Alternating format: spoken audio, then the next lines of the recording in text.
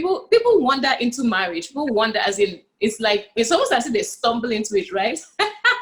And you find out that these people did not prepare. So many people go in unprepared, and they meet surprises, and they wonder, and they complain, and they're shocked, because of what they have found. And the fact is, what happened? Why did they even get into that situation in the first place? Because they did not know, because they were not prepared. Now, I usually say that part of what helped my husband and I was that we read a lot, right? So we read a lot of books while we were single, while we were preparing to get married. So by the time we were on this whole journey of marriage and inside it, we were not too surprised by a number of things. We were well informed. So it's like going to school, doing your lectures, you have all the information, and then you go for an exam. Of course, it's a lot easier for you than for someone who wasn't in class, didn't read up on anything, and then goes in for the same exam. So part of what we're trying to do is just get the word out there, some of the common issues that people face and don't know how to tackle. We help to address those. So I usually say that relationships should make you overall a better person, right? If your relationship is a good one, then definitely you will be better for it. So you will find that in the relationship, you will face certain things, right, that will make you feel some pressure sometimes, some pain sometimes, some pleasure sometimes. It's some heat sometimes.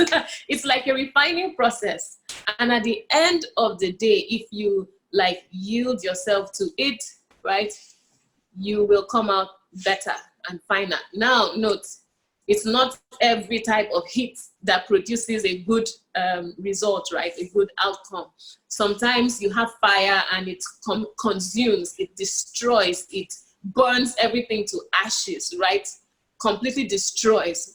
Well, some other times with the right quantities, with the right controls in place, both for the heat and the pressure, you get something precious at the end of the process. So that means it's not every relationship, right, that will have those conditions. And you need to be able to tell which one has those beautiful conditions that can help you become better, and which ones should you run away from.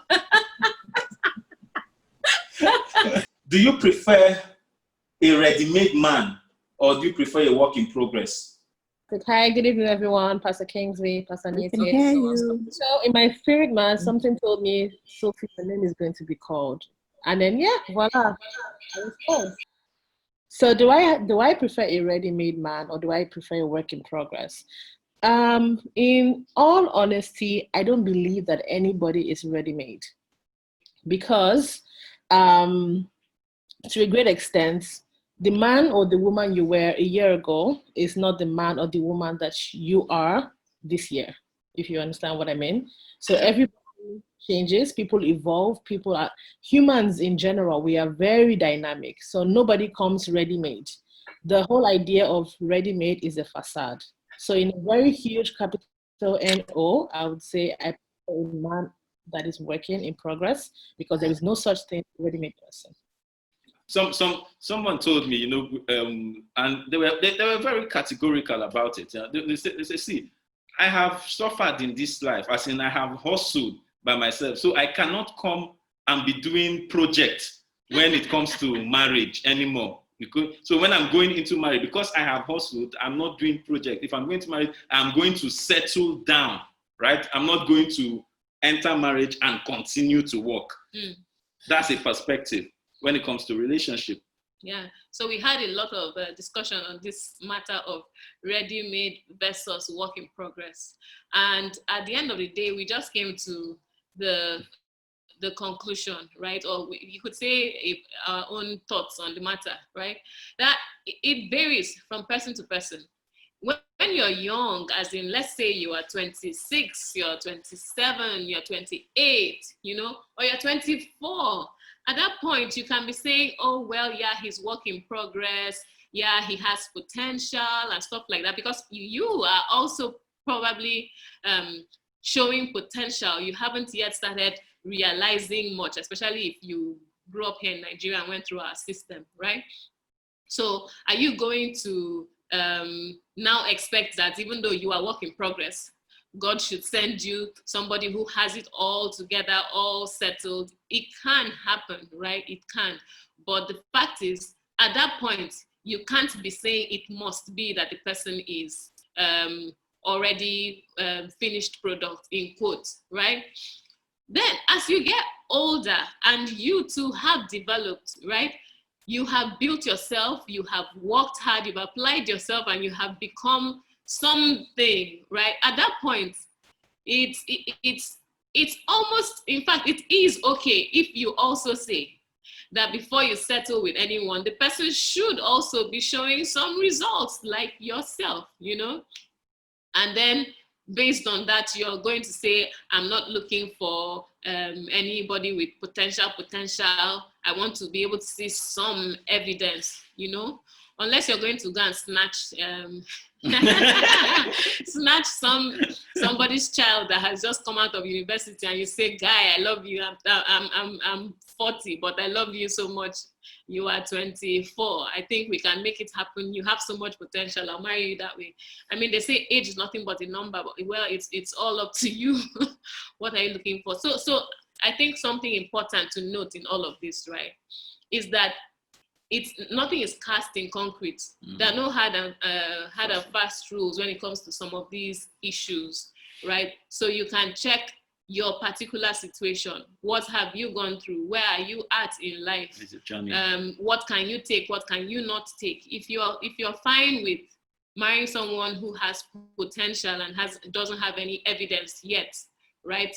As long as you're fine with it, that's okay.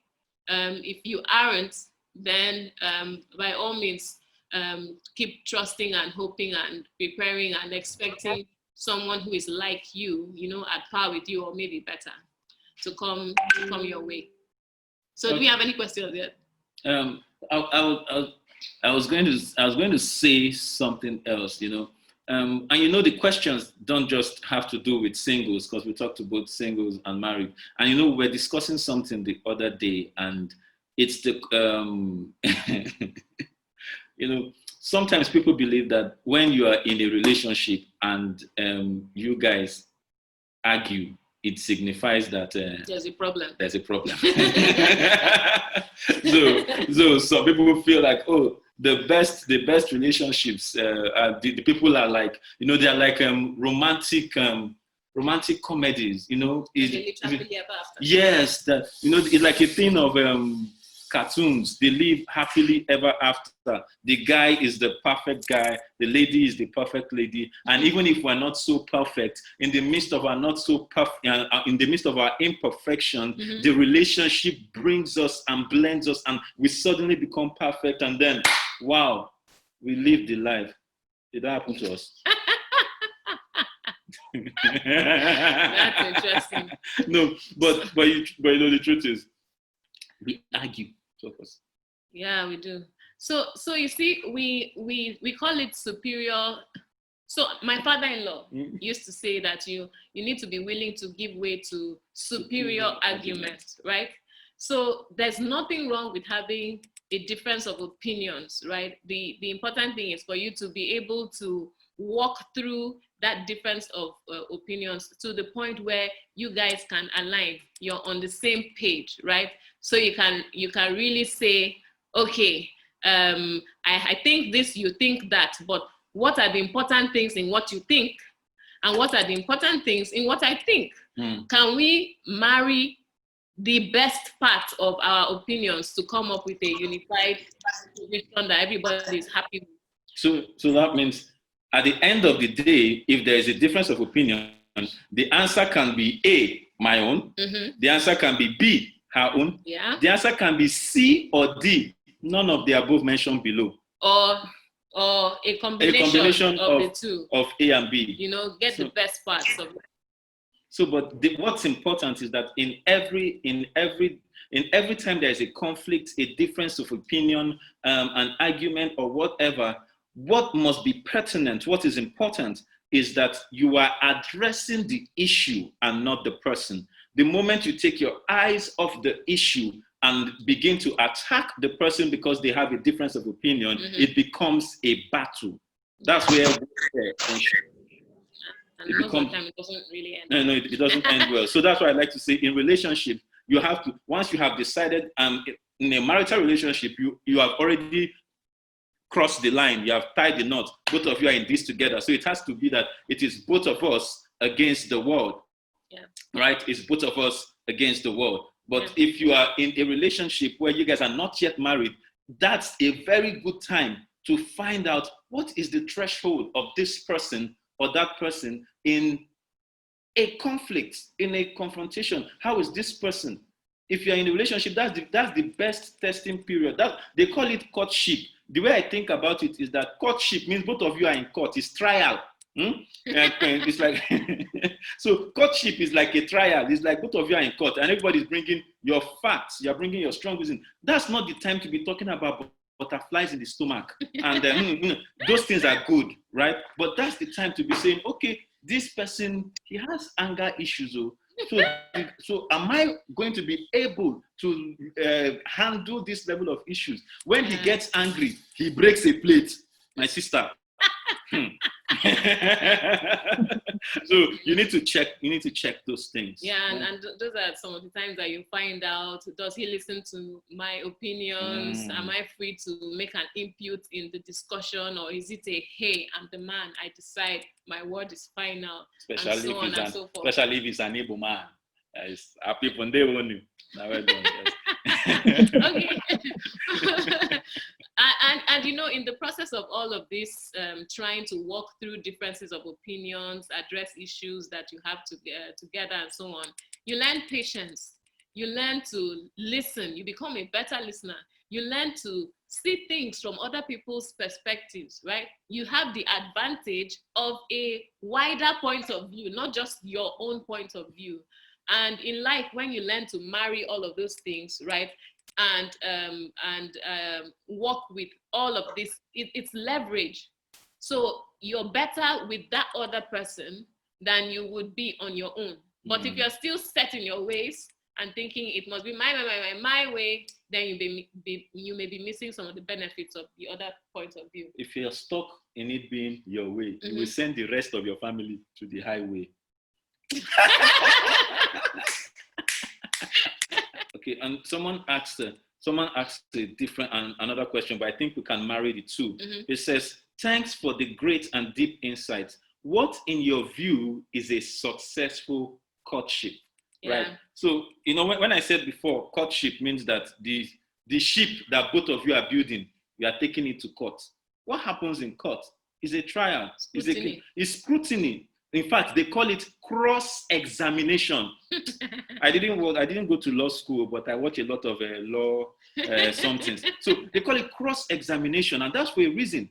So, the truth is, people can be private, right? People can. I still think I'm a very private person.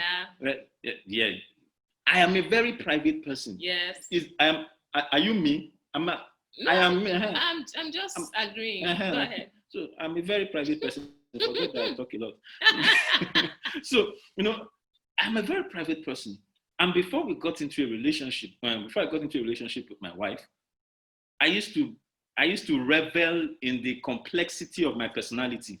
I just liked to be me. And every time there is an opinion, every time she's also very opinionated. So every time she raises an opinion, I make it my duty to play devil's advocate. And I make sure that you never get to me. You only get to who I portray to be. But when it comes to a relationship, the day I made the mistake and I asked her out, say, let us go out. Let's see whether this thing can work. The day I made that mistake, trust me, the next day, she gave me foolscap sheet. She doesn't even remember. She gave me a foolscap sheet. It's foolscap sheet you use that time. Foolscap sheet, 80 leaves. You know that 80 leaves, long one. And she filled it front and back and put an instruction at the top. Answer all questions. Do you understand? I don't think there's any worse cross-examination than that one.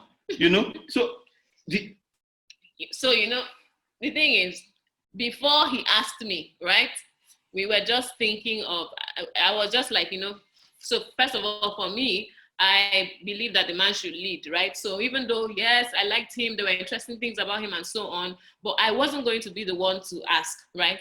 And I wasn't going to start doing much to show how I felt until he finally asked. But the moment he asked, right, as far as I was concerned, that was permission for me to start to probe and to ask all the questions. Now, I had read a number of books, so I knew what I should be looking for, right? There were some of those things that I had already observed just because he was in my space in school. We were in the same school, in the same choir, and so on, all of that. So I had the opportunity to observe and to take note of some things, but of course, you can't learn everything by observation. So it was now my opportunity to ask. So Maiwa, when you're talking about somebody is a certain way before, and then becomes different. Sometimes people don't do enough of checking, enough of probing, enough of profiling, enough of screening. Profiling. Sometimes someone says something to you. The fact that they have said it to you doesn't mean it's the truth. You still have to find different ways, different occasions, different opportunities to check if that thing they said is actually the case. You understand? So if he says, oh, I'm a kind person, oh, I'm gentle, oh, I love God. I'm in church, I'm checking, is he really praying? You understand? Once in a while I check, is this deep worship session, is this brother broken before God? Do you understand? Is he malleable in the hands of his maker? Do you understand? Or we go somewhere and I'm checking, we go to his house, I'm checking, how is he relating with his sisters, with his mother? They tell you that after a while, your husband will start to treat you the way he treats his sisters, because all those early butterflies and all this stuff, right, would have diminished or completely gone. So I have to check, how is he relating with his mom? How is he relating with his sisters? What does he do when he comes to my house? How does he treat elders? How is he around other people's children? That is cross-examination. Yeah. So that means you examine from the left, cross to the right, examine the right, and then come back to the center and make a decision. Yes. And sometimes people ask a question once and they think that's it. You need to ask it once. You know how they do when you're trying to do visa? They ask you the same question. Especially British. UK visa. Yeah. They ask you one question one way, then they change it, ask it another way. So somehow they must catch you and know what the truth is. That's how you should ask one question today. Wait 2 weeks, ask it again, but in a different way. And then sample the opinion of close friends or. Yeah. So I hope Maiwa, I hope that works. I hope that answers your question. So you know that there has to be cross-examination. It's not as if you are winching the person. The problem that we have sometimes in marriage is that we didn't do our homework during courtship. Then when marriage comes, we begin to fail the exam. Marriage is the only institution that they give you certificates before you have written exam or even passed it. So if you fail the homework in courtship, when you enter marriage, you will have to pass it somehow. And that's where you get the issues that come around. The fact that a courtship doesn't end in marriage does not mean it has failed, because the courtship, as it were, is like homework, okay? When you do your homework well, the essence of homework is to know whether you have understood the principle that was taught in class. Agbari Garcia Lori Bobo. No, sorry. So if that is the essence of homework, then, and courtship is like a homework, the essence of courtship is to find out, the essence of courtship is to find out whether the two of you are going to work in a marriage. Yeah. That's the essence of courtship. So if at the end of courtship you realize that I really love you, right? But there are some things that I cannot deal with. I always like to say that you have to find the things that you are comfortable, the things that you can live with, and the things that you can't live without. When you are, that's the essence. So when you are able to make those, you have to know the things you can live with and the things you can't live with. That when you make that distinction, then you will know at the end of the courtship, you know that, okay, are we going to continue, or are we going to shake hands and call it quits? Yeah. Yeah. So it's really important for you to know. We talk about red flags, right? You should know you are the one who defines your red flags. That's the things that you don't want, things you cannot live with. I think I can't tolerate this.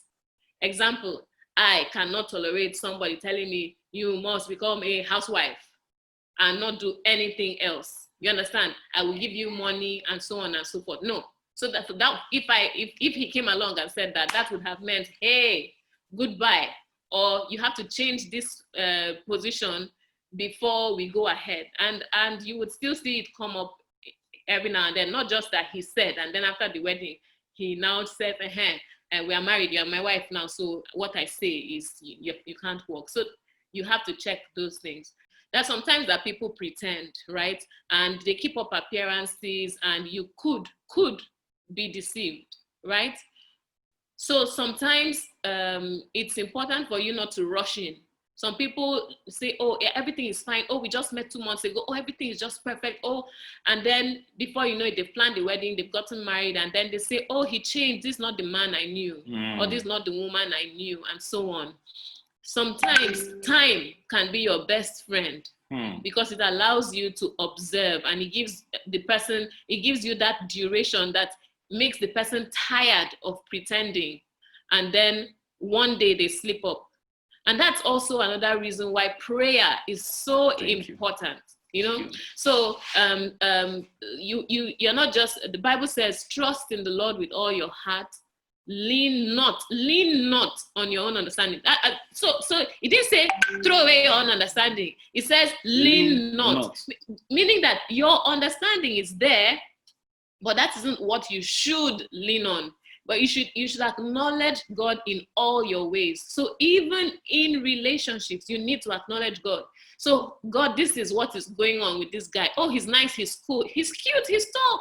Oh my goodness, his voice. Father, did you hear when he said good morning this morning? You know? And you're just telling God all about this, and you're asking God, please help me. If this is your will for me, you know, just help me to know it. If there's any issue here, please help me to see it. Make me sensitive to be able to identify it. And cooperate with God. Because why I say cooperate with God is because sometimes God will now answer your prayer and show you something that is wrong. And you say, oh, it was just a one-off. He was just really tired that day. So that's why he acted that way. And then you make excuses. Meanwhile, that was the answer to your prayer. The one slip up that should have let you know that, hey, something is not quite right here. So there's room for you to use your understanding because it is God who gave you the brain. So that you can give him rest. So that you can be rational, right? But there's also room, and it's really important for you to be spiritual about this. In fact, our whole life is spiritual. There's room for you to leverage the power of prayer and the help of the Holy Spirit in knowing if this thing that feels so good, too good to be true, is actually true. And if you do this cross-examination, right? If you do this cross-examination, it's not going to be 100%, but 70 is a good catch, right? 70 is a good catch. And if you do that work before the marriage, it will reduce some of the things, some of the wahala that come with marriage. We have seen different cases, but 4 months, 5 months into the marriage, and people are calling it quits. You know, and of course, the world makes available the opportunity to divorce, and it's there. But if you actually do pay attention to some of the things you need to face, you need to focus on before the marriage, it will reduce the conflict you have in the marriage. Because when you now get into marriage, it becomes, what's that thing? If you do some of those things before the marriage, you are laying the foundation and you are preparing how the building will be. But when you now don't do it and you enter the marriage, it becomes a case of renovation. You know, you cannot change what it is. It's that it becomes what it is, and you now decide, okay, am I going to stick with this, or what am I going to do about it? So it's vitally important. You bought a phone in the recent past, and I am sure that when you wanted to do that, you sat down and you researched, to find out what are the specs of this car and so on and so forth. Does it have airbag? You know, you checked everything, how much, the picture quality. Okay, of the phone. Okay. Yes, the how size, many cameras? the size of the screen. You know, Pro? yeah, you checked, right? And you checked based on what you wanted. So for instance, if you are, let's say you have a fashion blog and you're going to take a lot of pictures, then you're going to be looking for a phone that has a lot of memory and that has very good picture quality, you know? So by the time you go to the phone shop, you know what you're looking for. And even if they present you with 100, 200 phones, different types, you will be able to narrow your search quickly down to what suits you. Now, unfortunately, when it comes to marriage, most people just sit down and wait for, well, let's see who will come my way. And they don't even take time to know themselves. You need to discover yourself. You need to know yourself first. And you need to know what you are looking for. You need to have an idea of what you want your future to be like. And then based on that, you will be able to say what kind of man, what kind of woman will help me achieve this dream. Do you understand? So from earlier, I knew I'm going to be doing stuff, Sha. I'm not going to just sit down in one place and be quiet. So I need a man who is able to deal with all I'm going to do and not feel intimidated. Do you understand? So, so by the time I'm having conversations, most people around me are just saying yes, yes, yes, yes, because, oh, she sings, oh, she's in, and all of that, you know? But then I find somebody who I am talking and he's trying to say, that part of what you said is not quite correct. And, you know, it's like, okay, so somebody might look at it like, oh, he's so annoying, but I'm looking at it like, wow, this is somebody that can actually oppose me and not be, in quotes, too in awe of the fact that I am, in quote, seen in a certain way or supposed star in school and stuff like that. Anyway, you understand what I'm trying to say? I knew what I wanted. So I had a list. So I always talk about the list. The list.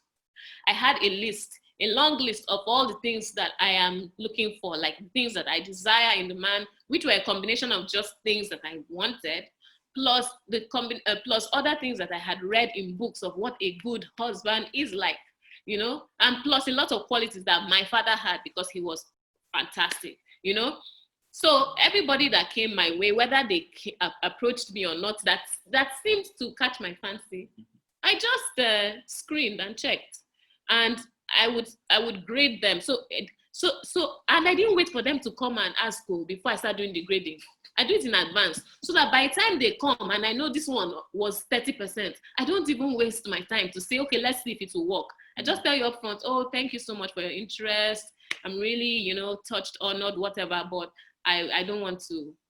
So we don't waste each other's time. But if you don't check, then you will be spending time in relationship after relationship trying to see if it will work when you would have already seen from your list, from your paper, that it is not going to work. You know? This is a good place for me to chip just one little thing before we begin to round up, and which is the concept of, I know this is like a church setting, so somebody will ask me, in all these things you people have said, it looks like a list, cross-examination. What about the will of God? What about the will of God? You know? My brother, the will of God is good, right? His will for you is good. My sister, his will for you is good. So the question is, what is good for you? Realistically, I'm not saying, oh, dream of your future. It's good, dream of your future. But if you are not in that future yet, dream about the foundation that will build that future tomorrow. So that you are realistic in your estimation of yourself and the person that you deserve. Do you understand me? So as we trust God, what he does, Psalm 32 verse 8, one of my favorite scripture, he says, I will guide you. Yes. I will instruct you in the way that you should go. And then I will watch over you in the way that you should go, in the best path for your life. Yeah. So if God is going to do that, then my brother, my sister, you need to open your eyes and look properly. So that, there's a series that she did. It's called Love Glasses. You can check for it on YouTube. Anietie, her channel is Anietie Baturi, Love Glasses. You have to open your eyes, shine your eyes, because God gave you sense. So don't wait for an angel to appear and say, that brother in blue trouser and red shoe, he's the one. Because if the brother in blue shoe and blue trouser and red shoe came out from G-Wagon, 80% chances that he's usually the one, especially if you don't have the car.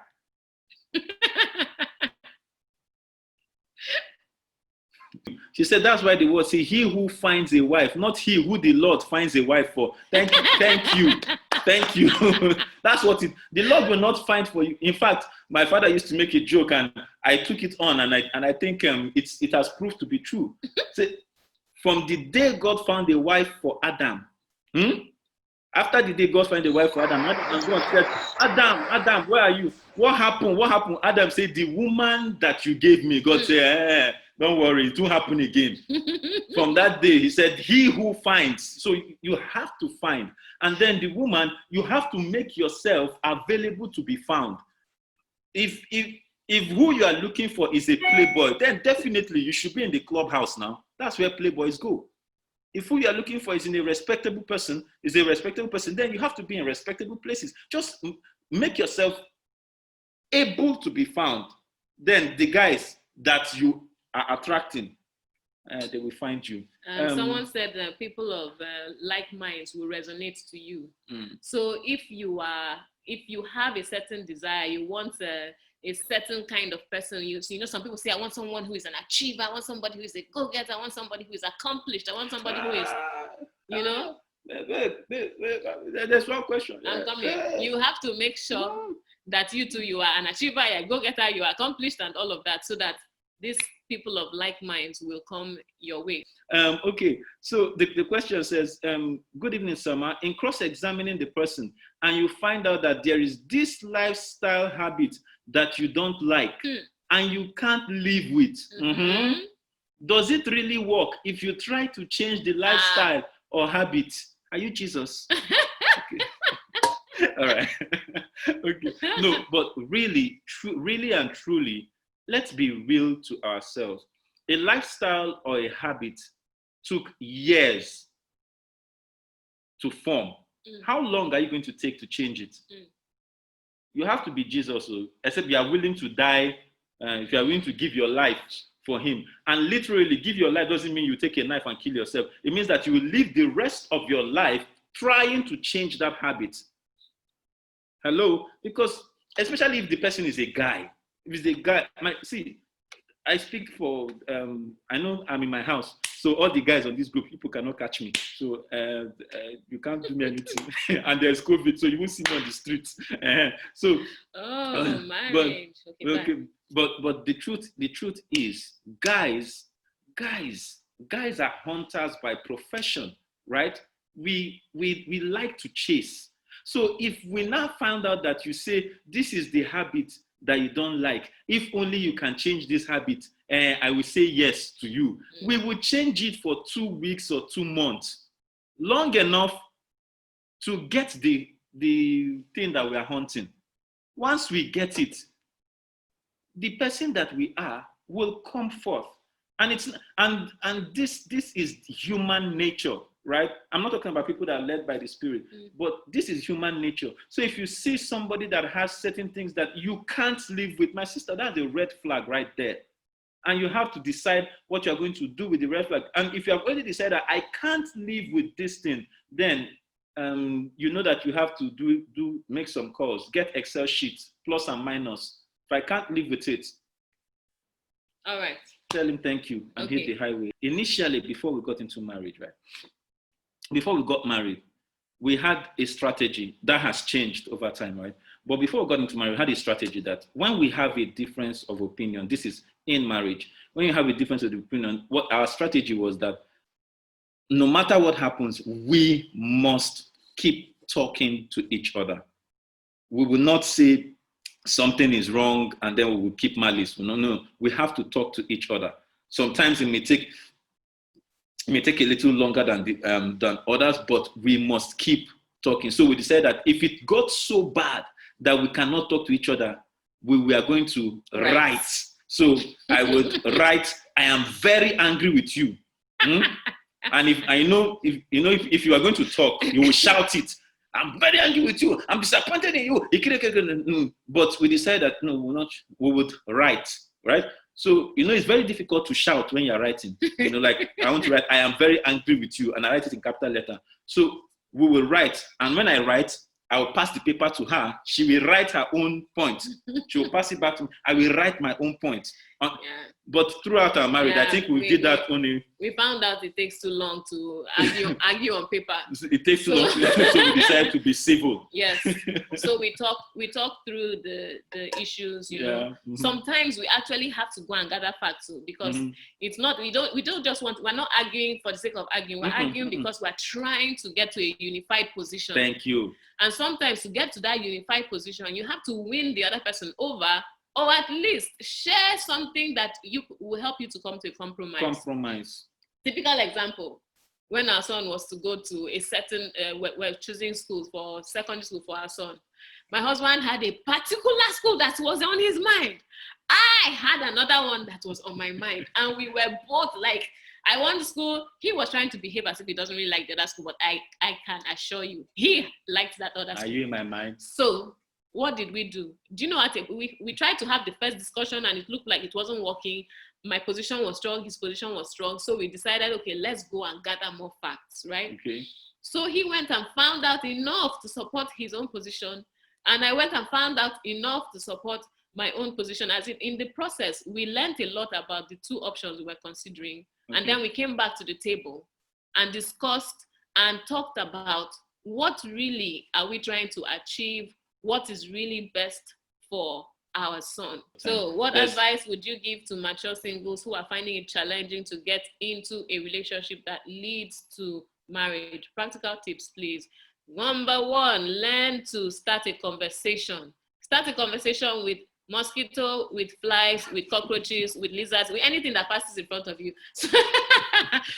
You should be able to start a conversation with people who you see that, at least from first observation, look like people that you are interested in. So if you don't have any ideas, start with the weather. Start with football. Start with something. Maybe even start with the fact that the queue is really long today and you wonder why it's taking so long for you to cash out or to check out your product. But learn to start conversations and keep them going. And in that short time of conversation, try to make the people see that there's something interesting about you that at least should lead them to want to ask for your contact details so that you guys can have a follow-up discussion and then see where it goes. And like we said, especially for mature singles, the truth is, as we get older, your needs change. What you wanted when you were 25 is not what you want when you're 35, right? So because your needs change, you have to know what exactly it is you're looking for, so that you don't waste your time on playing around the yard, or insisting that you want particular things that actually are not so important in the scheme of things. So you have to know what exactly it is you are looking for. What is the priority on this list? Yes, he needs to have a Range Rover. He needs to have a fine car. So but you need to know what exactly it is you are looking for. It needs to be clear now. And then you also, like we said, make yourself available to be found, and in the circles that you want to belong to, in the circles that you want to be found, the circles of that list that she talks about.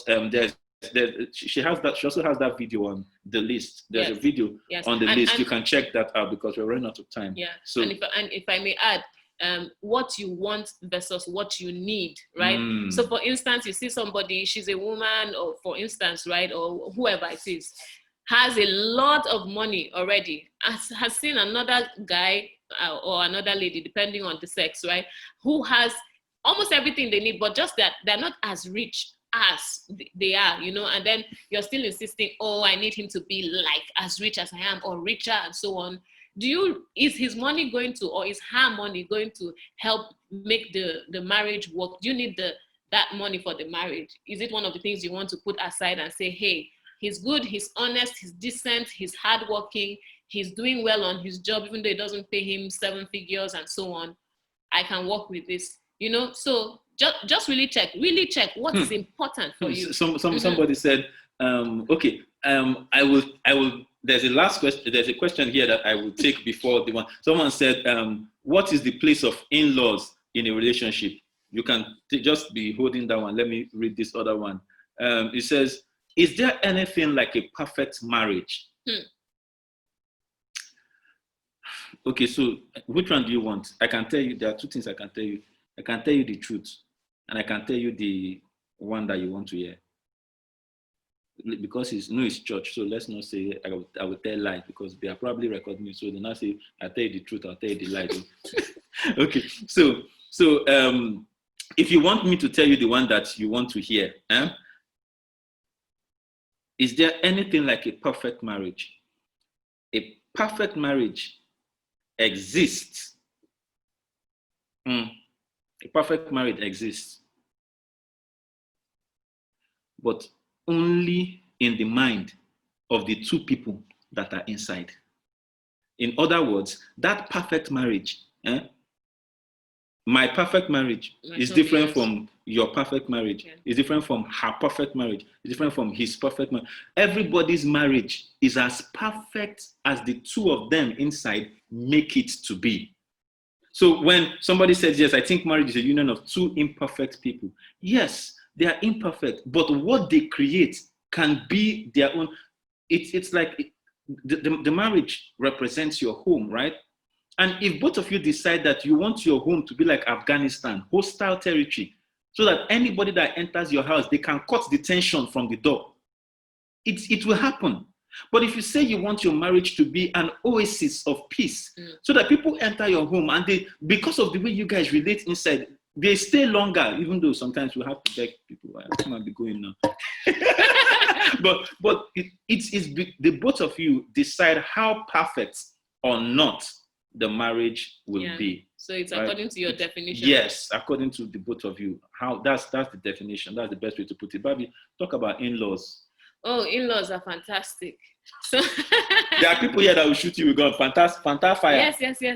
So, but you need to know that they will always be around, whether you like it or not. So if you are able to be at peace with them from the beginning, then you will make your life so much easier. So the same way you are studying to know the person you're going to get married, you need to also study to know the people that are his family, right?